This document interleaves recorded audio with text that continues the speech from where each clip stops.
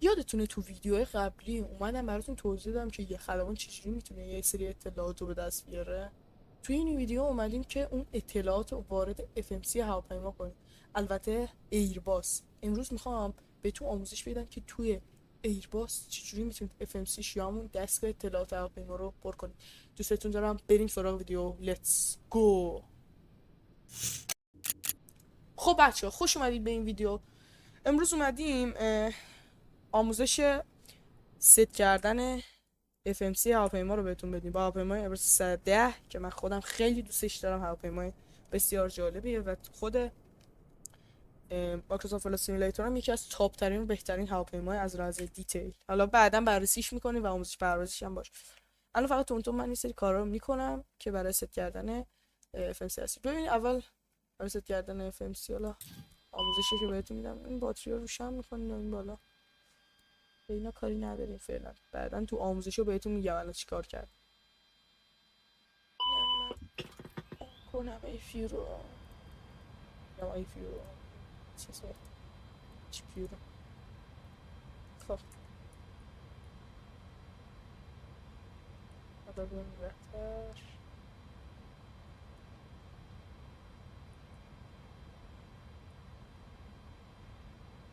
خب ببینید گفته که الاین آیرس. اول شما که میاد داخل همچین صفحه ای هست و شما باید آیرس هاتون رو الاین کنید که جی پی اس تون رو پیدا کنید. روی بخش اینیت میزنید، فرودگاه مقصد و فرودگاه مبدا و فرودگاه مقصد رو میخواد. ببینید شما فرودگاه مبدا رو وارد میکنید، اسکار ایندیا براو کیلو با یه اسلش میذارید و فرودگاه مقصد اشتباه زدم او ام دی بی و اینجا وارد میکنید. این ریترن رو میزنید و الاین آیرس رو میزنید. خب توجه داشته باشید که وقتی الاین آیرس رو بزنید 7 دقیقه توی دنیای واقعی طول میکشه که این آیرس های شما الاین بشه و هواپیما مختصات خودش رو پیدا کنه. حالا برای اینکه این 7 دقیقه طول نکشه چیکار میکنید؟ میاد تو این لپتاپ هواپیما، میاد تو این لپتاپ هواپیما تو قسمت ستین یه دونه نوشته که بذارید من نوشته آیرس یه الایتمنت یه همچی چیزی. حالا من درست اگه روی ریالستیک باشه که اون 7 دقیقه رو باید بگذره، اگه روی شورت بذارید یه 2-3 دقیقه میذاره و اگه روی این استند بذارید بلا فاصله بعد از زدن الاینارس اون وارد میشه توی بس شد دقیقت بس شد. الان ما زدیم و الاین شد. چیزای دیگر که باید وارد کنیم یکی فلایت آیدی مونه، نام شماره پرواز رو میکنم 403 اینم بزنید که پاک بشه بتونید ببینید.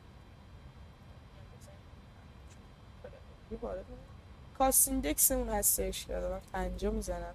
میزان ببینید کاست ایندکس میزان سوخت، میزان عددیه که از 1 تا 100 و این عدد که وقتی وارد میکنید هواپیما با توجه به اون عدد به خودش اجازه میده که سوخت مصرف کنه.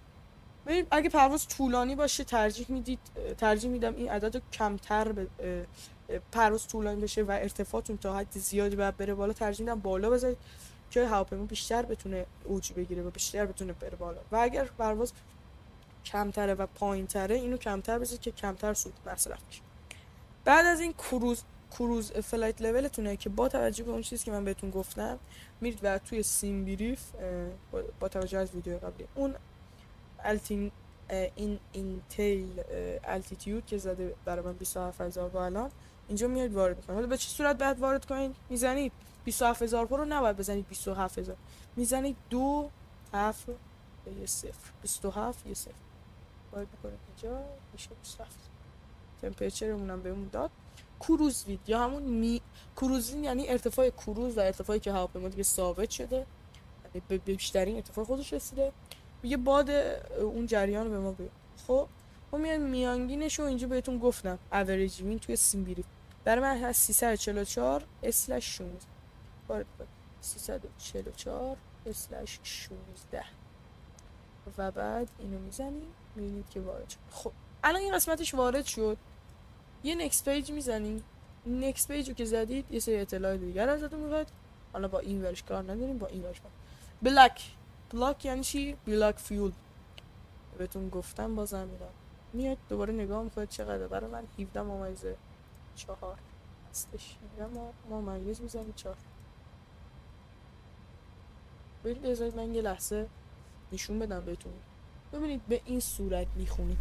ببینید اینجا برای من الان زده 17,488. ببینید میگید 17 یه ممیز داره خودش، یه 4. درسته؟ حالا اگر این به سمت بالا بود میانگینش به سمت بالا میگیریم، پایین بود میانگینش به سمت پایین میگیریم و اینجوری خیلی جالب میشه. خب ZFW که بهتون گفتم اینجا مکس ZFW رو باید وارد.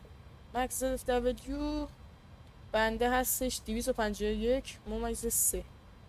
251 ممیز 3 وارد میکنم و همه چی وارد میشه. این سه چیزای دیگه هم خودش وارد میشه و یه چی دیگه میمونه ZFW CG. خب اون ZFW که وارد شد CG مونه. چی CG چیه؟ CG شما میتونید از توی لپتاپ هواپیما به دست خب CG برای به دست آوردن CG اول میرید تو قسمت بار ببینید یه CG بهتون داره ولی این غلط. چرا؟ چون شما هنوز اطلاعات واردن. تعداد مسافرها رو اول باید وارد کنید، وزن کارگو و فیول هوا. ببینید تعداد مسافرامون هست 146 نفره. تعداد مسافرمون چند؟ 146. درست 147 دقیق وارد کنم 146. وزن کارگومون هست 8030. 8000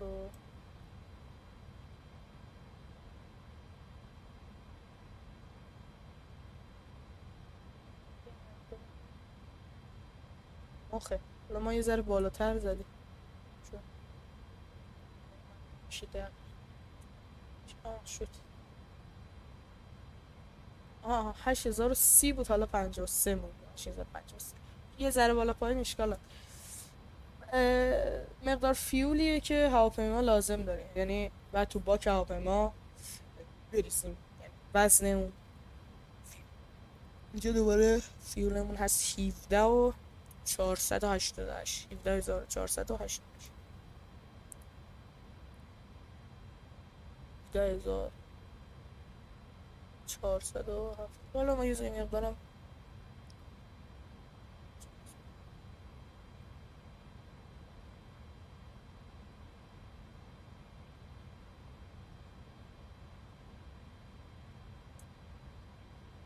یه مقدارم بالاتر شدش کنم. اینجا اپلای میزنید ببینید یه ذره هواپیما سنگین‌تر شد و CG و تیریم ما رو بهمون میده. این تیریم این CG. حالا بعدا تو آموزش هواپیما میگم تیریم من بعد کجا. CG به ما داده 22 ممیز 8 که حالا من 22 ممیز 8 رو اینجا توی CG وارد. الان قسمت وزن ها و بارها و آیرس ها اینا کامل شد. درست؟ می‌بینید تو اینجا قسمت فلایت پلان رو وارد می‌کنید. فرودگاه مبدأ بذارید من بیارم به این حالت که بتونم بهتون بشم. ببینید فرودگاه مبدأ خب میذارید روش که اینجا برای من زده فرودگاه مبدأ رو OIB اسکار ایندیا براوو فرودگاهش میذارید روش روی SID میزنید و اینجا رانوی که ازش تیک آف میکنید و وارد میکنید. ببینید رانوی CF9 لفت برای من میزنم CF9 لفت و SID مونم هست SID اورسا وان دلتا. اورسا وان دلتا رو کلیک میکنید روش اینسرت رو میزنید و میبینید یه مقدار از رو میاد پایین تا قبل از این که نمیشه آخرین وی پوینتتون اورسا، یعنی قبل از این رو اورسا رو کلیک میکنید. ایرورز اگه داشتید ایرورز رو میزنید. نیو وی پوینت بود اینجا یه میزنید و روی نیو وی پوینت میزنید. حالا استار و هولد و اینا هم هست. روی ایرورز میزنید. من الان چون ایرورز همیشه یه عدد وقتی بود مثلا یه حرف بود بعدش 3 تا عدد پشت سر هم ایرورز هستش. برای من ایرورز داره آر 784 اینجا پیدا شد. ببینید توی ایرباس 310 یه چیزی که جالبی که داره با ایرباس های دیگه فرق میکنه. ایرباس های جدیدتر این فرق میکنه. من بهتون بگم این ایرویزا رو تو ایرباس های جدید ایرویزا رو براتون نداده. خودتون بعد وارد مثلا گو 66 میخواد برید اینجا ننوشه گو 6 میزنید جی 3 تا 6 میذارید و توی ایرویز وارد میکنه. بعد خودتون وارد کنید. اینجوری براتون لیست نمیکنه. این بعدیش هستش. گفتم که آر 807 این هستش میزنید و اگزیتتون رو وارد میکنید. یعنی از اون وین پوینتی که میخواید خارج بشید از این ایرویز. وین پوینتی که ما ازش خارج بشیم تاتلا هستش. این پایین تا تاتلا رو پیدا کنید. بله تاتلا رو کلیک میکنید و میرید دوباره باید یه ذره دیگه میرید پایین‌تر روی تاتلا میزنید. دوباره ایرویز داریم. ایرویز هم هست L22 223 وارد میکنم بزنم روش و از واتپ یه همچین چیزی میخوایم واتپ از میزنید تا واتپ رو میزنید روش و میبینید که تک میشه. حالا دوباره میاد پایین تر. ببینید تا اینجا رو وارد میکنید. تا این یه دونه مونده بود به یه فرودگاه مقصد که به این شکل بود. این میشه چی؟ اپروچتون. اینو اونجا وارد نمیکنید. میذارید رو فرودگاه مقصد. یک کد فرودگاه مقصد پایینه این میذارید روش استار رو انتخاب میکنید. رانوی که میخواید توش لندینگ کنید برای من آیس سی لفت هستش و یه ترانزیشن هم حالا میتونید انتخاب کنید. من این ترانزیشن رو قطعا انتخاب میکنم که به صورت مستقیم ما رو نبره سمت بام. استارمون چی بود؟ ببین بود ووتب 3 درا 3 دی ووتب 3 دی رو میزنید و اینسرت. الان فلایت پلن ما کامله. فقط توجه داشته باشید که گاهی وقتا حالا بیشتر وقتا این دیسکانکت اینجا هست. شما یه کلیر میزنید روی دیسکانکت که دیگه میبینید هیچ قطع شدگی وجود نداشته. بعد میتونید از این قسمت اینو بذارید دو فلایت پلن و به این صورت فلایت پلن خودتون رو چک کنید که درست باشه. بله خیلی هم عالی دور میزنه و فرود میاد روی رانوی سیله. فلایت پلن ما اینجا رو وارد شد. یه چی دیگه هم میمونه بعد فلایت پلن. شما میاد داخل دوباره FMC یه دونه زده تیک آف اپروچ TO and اپ رو میذارید روش. بخش تیک آف میاد. V1 و V2 رو از V1 VR V2 اینا رو میخواد. خب V1 و VR هست.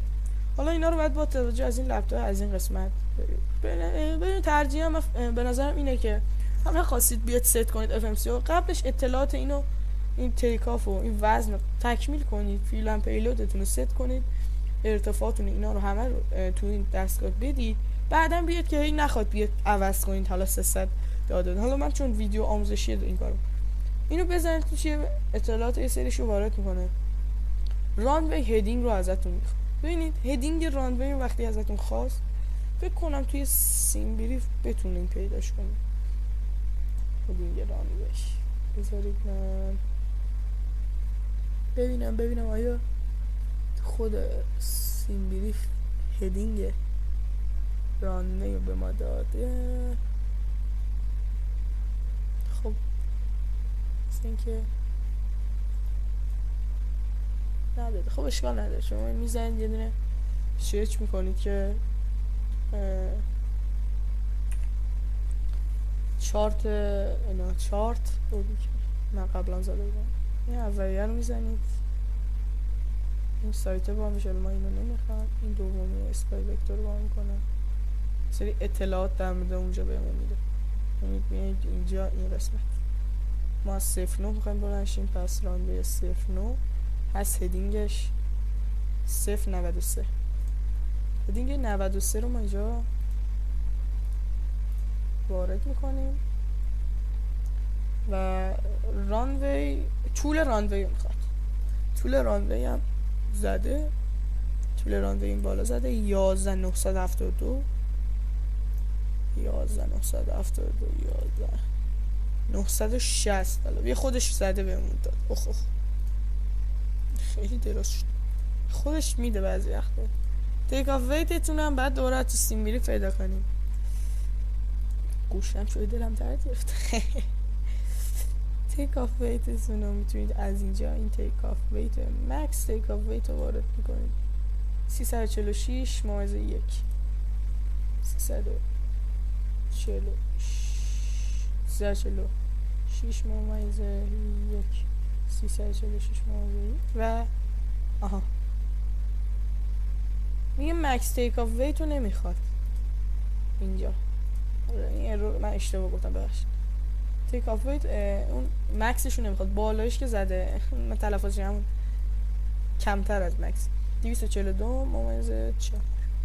بله ببخشید 242 ممیزه 4 242 ممیزه 4. اینجا میزنید فلکس V1 VR و V2.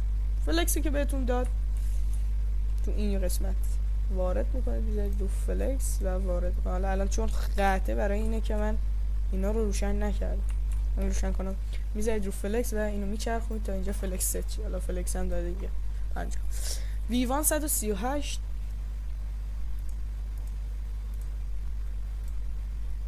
VR 100. فلپ هم اینجا میتونید انتخاب کنید. حالا من آنتی آیسو اینا هم داره، حالا خیلی چیزا داره. VR 138 دوباره و V2 رو 165 رو به اضافه 20ش میکنیم میشه 185. حالا 190 توی سرعتتون تنظیم میکنیم.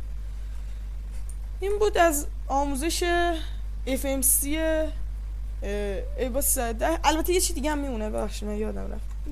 وقتی که نزدیک فرودگاه مقصد شدی افروچو بزنید، اینجا فلپتون رو مشخص کنید. میخوای با فلپ با ارزم به حضور شما اسلت سی باشید و فلپ 40، یا حالا مثلا میخواید با اسلت 20 و فلپ 20 بشید. مثلا اینو که انتخاب بکنید سری داده، اینو یه سری داده. مثلا این الان هست سرعتمون 143 برای لند. حالا ما اینا رو گو راند هم داره، گو راند رو که بزنید اینجا بهتون سری اطلاعات.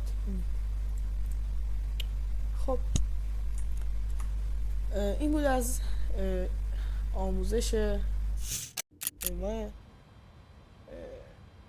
ایرباس که چجوری ما FMC رو ست بکنیم. ایرباس های دیگه هم تقریبا به همین شکل، شاید یه سری دکمه‌اش جابجا باشه، مثلا یکیش پایین باشه بالا. امیدوارم که از این ویدیو خوشتون اومده باشه. لایک، دنبال، نظر، کامنت فراموش نشه. دنبال کردنتون خیلی به من کمک میکنه. امیدوارم که خوشتون اومده باشه و پرقدرت بریم به سوی ساختن ویدیوهای خفن‌تر. دوستتون دارم. تا یه ویدیو دیگه شما رو به خدای بزرگ میسپارم و گودبای.